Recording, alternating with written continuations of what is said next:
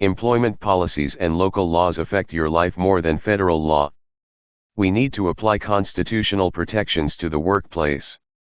We all pay so much attention to what happens on federal level, but forget that local laws, regulations, and even policies affect us a lot more and on daily basis.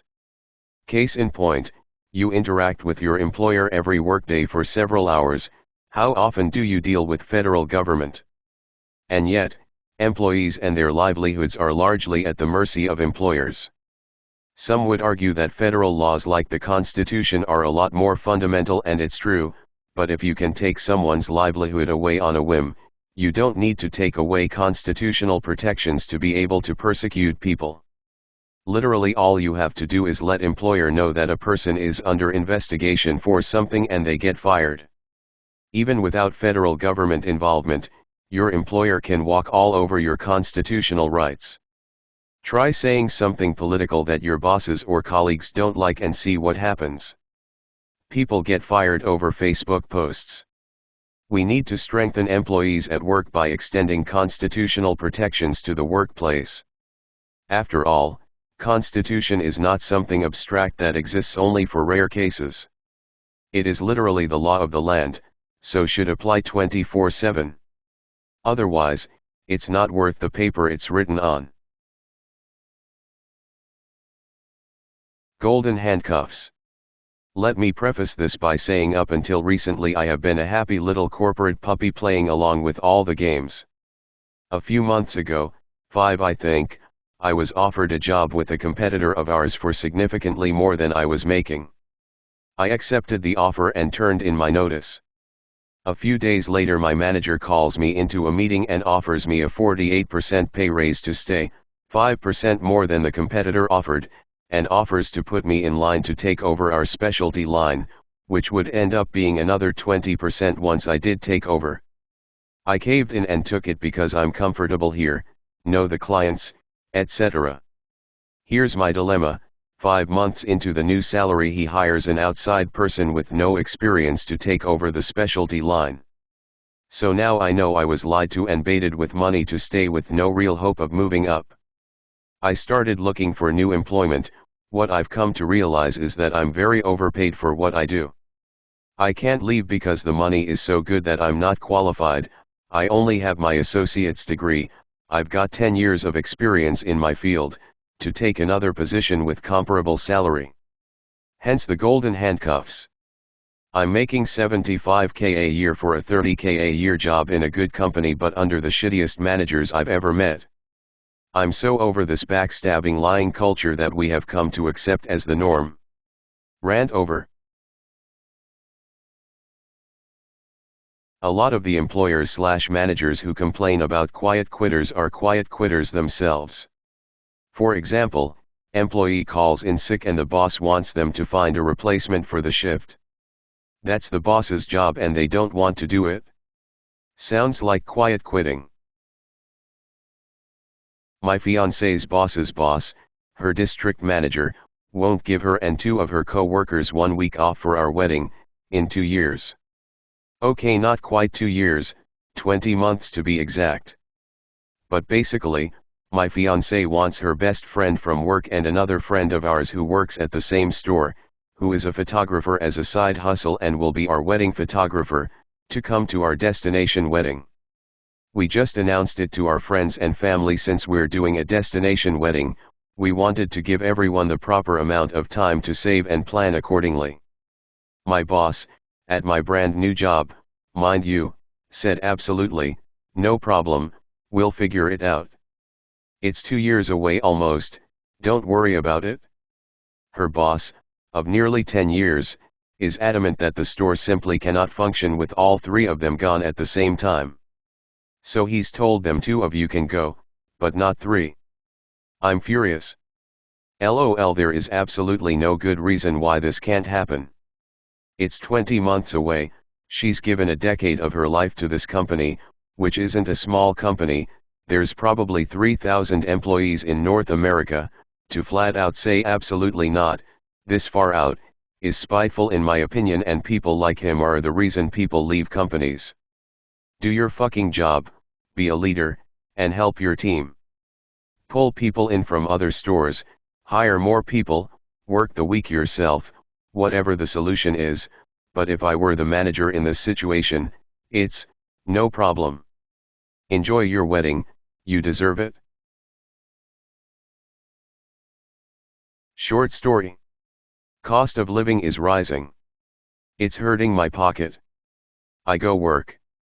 I work hard at work on project. I give up weekends and afternoons for project. Project is success. Company gets £300,000 bonus. Everyone's happy. I ask for salary rise. I kinda need salary rise. Fair to say, I probably earned a salary rise. They say no. Come back in 3 months and then, maybe, no guarantee. I'm pissed. I fix CV same day. I apply for jobs, same day. Recruiter reaches out, same day. I get interview all next week. I get offer. Offer is double current salary. I accept. I hand in resignation. Can we do anything to make you stay? I tell them salary. I guess we can't do anything to make you stay. I start new job. I buy myself a virgin pina colada. The end. Update on the railway strike, article access from WSJ. Here is the article WSJ just dropped regarding the strike. This link should be fully accessible to non-members, but let me know if it's not. TLDR from the WSJ newsletter. Union members had been working without a contract since 2019. The talks were an opportunity to protest new attendance policies at some of the companies. President Biden and White House officials interceded to broker a deal that includes about 24% in wage increases through 2024. The agreement must now be ratified. With the strike likely averted, Amtrak is restoring its suspended long-distance train services. I've just been threatened by my company to opt for a different role, otherwise I'll be let go of. I don't know what to do. I'm a product researcher for a Dubai-based, remote, mental health product. I have a clinical psychology background, but it doesn't pay well where I live. It made sense to opt for a product role. The story begins with my manager's pettiness. She has no background in mental health, yet she consistently micromanaged me and other researchers. She makes sure we look incompetent, and treats us like students. If you stand up to her, you're done for. Here's an example. She asked me, extremely rudely, why my output was less for the week. Now generally, she'd expect me to apologize, feel guilty, and walk on eggshells. I was sick of doing that for 8 months. So I assertively told her I was on a leave for a day which affected my output. Nothing wrong with this, right? Well, a couple of weeks later, she gave me a shitty appraisal. There'd been incidents like this with everyone, not just me. Now for the story. In March, the company was struggling with their UX flow. I have a bit of a background in the UX research area, so I was able to come up with some ideas. At that point of time, they did not appreciate me. But then my manager began to pressurize me to leave the content team and be a UX person for them. It's totally your choice, of course, she used to say. My last appraisal was today. She began the meeting with asking me what I think about doing the UX work. I said it excites me, sure, but right now I'm happy with being a content researcher and would be happier in the role I signed up for. She then said, I'm sorry, but you're not the right fit for us as a researcher or a writer anymore. I was shell-shocked. I did not know where this was coming from. We had a couple of disagreements this month, very small ones, like the example I mentioned above. I didn't know I'd stepped on her ego, and I knew she was acting in vengeance. She told me that a UX agency would be extremely expensive for them, so it makes sense that I would go in that area, since I have prior knowledge and knew the product inside out. And if I chose otherwise, then it's best I search for a new role as I no longer fit with the company. I was shocked, outraged. I told her this was unfair, this was horrible, that I never saw this coming.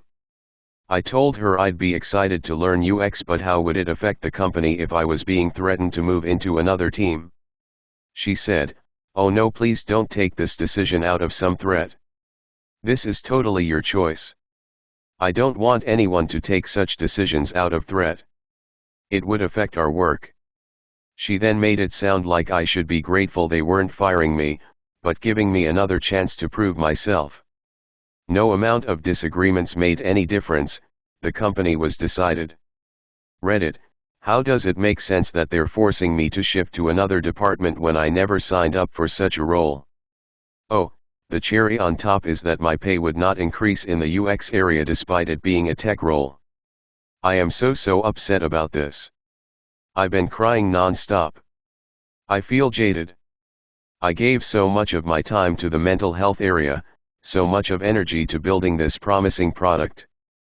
I'm confident I'll find a new gig, but the disrespect is something I can't get over.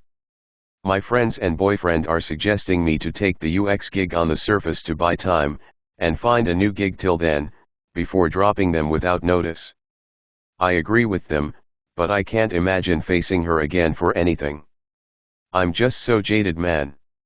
Feel upset. My ex-employer in Colorado is threatening to send me an invoice for a computer I returned to them. Hey everyone. I'm looking for some assistance, if even a push to a more accurate subreddit if this one isn't the best, regarding my former employer. Today, at my new job, I received a shockingly threatening text from my old IT guy saying they can't sign into my old work computer with the password I gave them. Even though I used that password for a year. I know what it is, and now they are threatening me that I'll need to pay for that entire computer because of this seemingly bogus claim. I now have on record via text from him that they could do a factory reset, but they wanted to avoid that, so instead of that they are threatening me with an invoice for the whole computer. I wanted to see if anyone knew of any statute or anyone who knows of a statute in the state of Colorado regarding if it is at all legal for them to threaten me with this. Now, speaking personally, in my exit interview I told them off for some of their immensely shady business practices, and they are the type to hold a grudge and punish people who defy them. I want to completely sever ties with these people, but they are holding this threat over my head even though they have all of their property and the password that I know I used to sign in. I don't want to give them other passwords of mine, that would be a complete shot in the dark because I use them for other sites, my personal PC, etc. So I'd like to just respond with a statute and tell them to go kick rocks, but I'm having trouble finding that. If anyone can assist or push me in the right direction of someone who can, I'd be very grateful. Thanks so much for reading this novella, and I hope you all get out of garbage jobs with capitalist knobs taking advantage of you. You're all worth so much more than they tell you you're worth, and you should be compensated for that. TL, DR, old job threatening to make me pay for a computer that I gave back because they can't log in with the password I gave them. Even though it's the right password. Looking for a statute in Colorado that I can call out their BS. Down with capitalism. Google Murray Bookchin.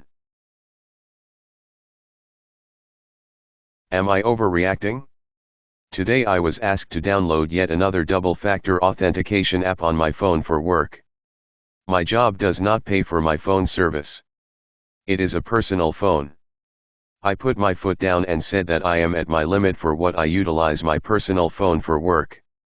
This is after, during COVID, the mainline phone calls were forwarded to my personal phone for work from home privileges. Tested mobile versions of trainings on my phone already use my personal phone, and personal email for double-factor authentication for my work laptop have used my mobile hotspot numerous times a month due to their internet not being able to support an essential application database. Have email and chat installed on my phone. I have to use my personal internet when working with a client, and the website we need to access is blocked by the company's firewall settings. I'm sure I missed some, but this is the general idea. Everyone else on the team receives compensation for their phone service to be considered business. I do not necessarily want my phone to be a business phone. Personal phone for business use is not in the job description and the contract I signed didn't mention anything about this. This is already after I've had to get a part-time job to keep up with the cost of living outside of the city I work in and spend at least $500 a month on transportation. Is this extra expense too much to ask for? And am I ridiculous to refuse personal phone use for work if this expense is not covered by them? Applying for jobs. Why is it that every single job you apply for nowadays requires you to complete some 30-minute questionnaire, just to speak to a hiring manager, just to be scheduled for an actual interview with the store manager? What happened to submitting a resume, meeting qualifications, scheduling an interview, and finding out if they'll hire you within a week? It seems like everywhere I've applied to, it's been weeks to months before I even find out if they're considering me, or able to start training. I applied for Apple in June, and after 3 interviews and many meetings with managers, I'm still waiting for training, because their hiring process is frozen. Even for less glamorous jobs, it's taking months for employers to just reach out and tell me they're interested. This is excruciating. Everyone is hiring now, but you can't start for another 2 months. All this jumping through hoops just to make a barely livable wage. WTF is going on?